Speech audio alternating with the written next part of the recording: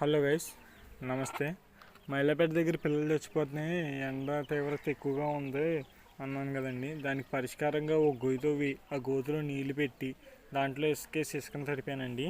ఇప్పుడు ఆ ఇసుకను తడిపితే కొంచెం బాగానే ఉన్నాయి. లేదా పెట్ట ఉగిరిచేస్తుంది, బాగా హీట్ వచ్చేసి ఇంకా గోనుగుడ్డలు తడిపేసి పెడదాం. ఇంకా గాబు చుట్టూరు ఇంకా ఎండాకాలం పోయేదాకా ఇలాగే పెంచుదామని చెప్పి అనుకుంటున్నానండి. కోడిపిల్లలు నీరసంగా ఉంటున్నాయి కదా ఎండ దెబ్బకి అని చెప్పి ఇలా చేసానండి. మన ఇంటికాడ ఉండే కదండి, మన టోగా అరిపించేస్తుందండి కోడిపిల్లలను పట్టుకొని. అందుకని చెప్పి ఈ కోడిపిల్లలను కూడా తెచ్చేసాను ఇవాళే. వీటిని కూడా ఇంకెక్కడ పెంచడమే. వీటికి ఎంత వయసు ఉంటుందో మీరు కామెంట్ చేయండి. వీడియో చూడకుండా నేను చెప్తాను వీటి వయసు. వీటి 1 మంత్ కంప్లీట్ అయ్యాక వీడియో పెడతాను. 1 మంత్ కంప్లీట్ అయిందని, అప్పటిదాకా కంప్లీట్ అవ్వనట్టే.